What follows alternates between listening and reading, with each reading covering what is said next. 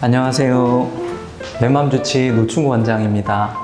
오늘은 틱장애에 관련된 많은 질문들 중에서 아이의 눈 깜빡임이 단순한 안과적 문제일 때와 틱장애 증상일 때의 특징과 치료 방법에 대해서 알려드리려고 합니다.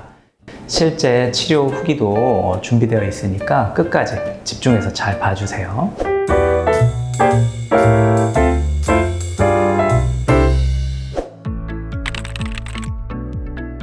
아이의 틱증상으로 내원하시는 부모님들 중에서 많은 분들이 눈 깜빡임이나 눈을 크게 뜨는 등의 아이의 눈 쪽에서 나타나는 틱증상을 처음 발견하고서 내원하시는 경우가 많습니다. 눈으로 나타나는 틱증상 중에서 가장 많은 것은 눈을 깜빡깜빡 하는 경우입니다. 컴퓨터와 스마트폰 사용이 많아지면서 어른들 중에도 눈이 뻑뻑하거나 시린 증상으로 눈을 깜빡깜빡 하는 분들이 많아졌는데요. 틱장애 증상으로 나타나는 눈 깜빡임은 눈의 불편함이 느껴질 때의 눈 깜빡임과는 조금 다른 특징을 보입니다.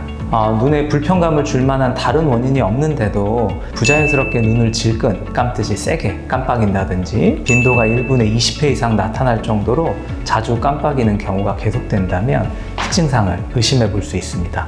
눈 깜빡임 외에도 눈을 크게 치켜뜨는 동작이나 눈과 코를 함께 찡긋하는 행동, 눈이 위로 올라가거나 옆으로 돌아가고 심하면 고개가 같이 옆이나 뒤로 돌아가기도 하는 눈과 관련된 틱증상들이 있습니다.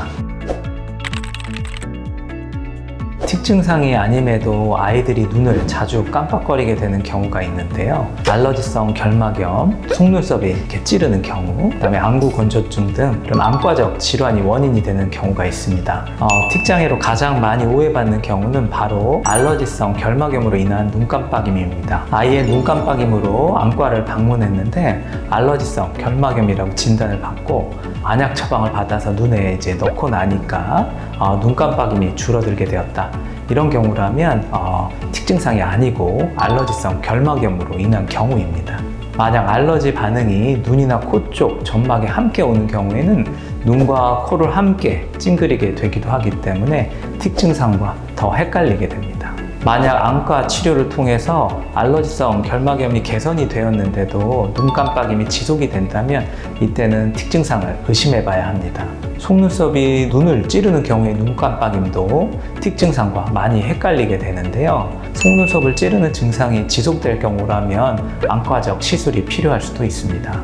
그리고 최근 들어서는 스마트폰이나 영상 시청 등으로 인해서 안구 건조증이나 안구 피로감이 동반되면서 눈 깜빡임이 많이 증가했습니다. 스마트폰의 과도한 사용은 안구 건조증이나 안구 피로감 외에도 거북목 증후군, 목디스크 뿐만 아니라 틱장애와 ADHD 같은 뇌불균형 발달을 유발할 수 있기 때문에 소아 청소년 시기에는 사용 시간을 조절해 주는 것이 매우 중요합니다. 그 외에도 우리 아이의 눈 깜빡임이 단순한 습관인지 틱장애로 인한 것인지 구분하는 5가지 방법에 대한 영상은 위에 링크를 통해 확인해 보시기 바랍니다.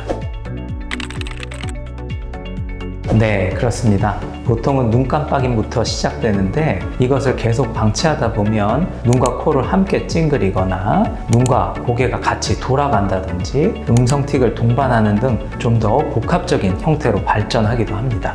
저희 한의원에서 치료했던 아이 중에서도 이런 눈굴림 틱장애로 치료를 받았던 경우가 있었는데요. 이 아이는 6세경 틱증상이 시작되었고 처음 내원 시에는 말을 할 때나 가만히 있을 때도 계속해서 이 눈동자를 굴리는 증상을 보였었습니다. 이러한 불편감으로 인해 유치원에서도 집중이 흐트러지는 모습들이 많이 보이게 되었고 한 가지에 집중하기가 힘들다 보니까 또래보다 발달이 다소 늦었습니다. 그리고 평소 생활에서도 자주 배가 아프거나 편식이 심하고 잠이 드는데도 시간이 오래 걸리는 등 소화와 수면에도 문제가 있었습니다.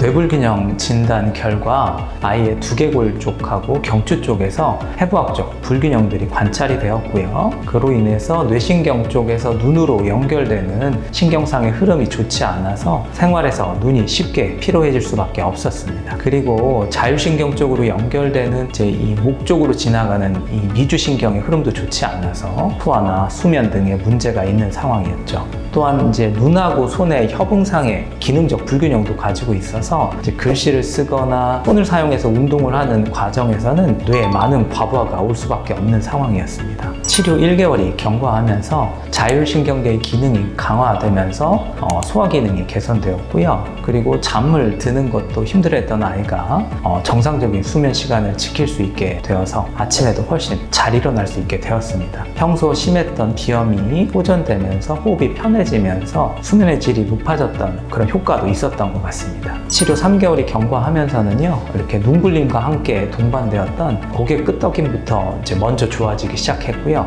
차츰차츰 이런 눈굴림과 눈 깜빡임도 함께 호전되는 모습들을 보이기 시작했습니다. 그리고 이제 치료 4개월이 경과되면서는 영상에서와 같이 눈 깜빡임이 거의 안 보이게 되었습니다. 집에서 아이의 특징상을 관리해 주실 때에는 눈 깜빡임만을 줄이기 위해 무엇을 한다는 생각보다는 특징상이 나타나는 아이의 신체적, 정신적 요인을 함께 고려해 주시는 것이 중요합니다. 우선 스마트폰과 게임, 영상에 대한 노출을 조절해 주셔야 합니다. 갑자기 중단하는 것이 어렵다면 TV 정도는 허용하되 연령이나 증상의 정도에 따라서 30분에서 1시간 정도 선에서 허락을 해주시는 거고요. 연속 시청은 좀 피해 주시는 것이 좋습니다. 스마트폰의 경우는 이제 화면이 작기 때문에 자세도 이렇게 자꾸 이제 구부정해지고 안구의 이제 초점 조절도 깨지면서 주로 쓰는 한쪽 눈만을 사용하게 돼서 보는 경우가 많습니다. 그로 인해서 뇌의 불균형 발달을 이제 더 심화시킬 수 있기 때문에 특히 주의가 필요합니다. 책이나 영상을 시청하고 나면 먼 산을 한 5분 정도 응시를 한다든지 눈 쪽 주변의 신경을 이완해주는 혈자리를 마사지 해주거나 눈을 좌우 상하로 움직이는 안구 운동을 해주는 것도 도움이 될 수 있습니다. 또한 생활 속에서 이제 심신을 이완할 수 있는 이제 스트레칭이나 복식 호흡, 자세 균형을 위한 벽서기 운동이나 코어 강화 운동도 도움이 될 수 있습니다. 오늘은 눈으로 나타나는 틱장애 증상에 대해서 알아보았습니다. 더 궁금하신 점이 있으시면 언제든 댓글로 남겨주세요. 뇌마미들이 건강하고 행복하게 커갈 수 있도록 좋은 정보 만들어 가겠습니다. 구독과 좋아요로 많은 격려와 지지 부탁드립니다. 감사합니다.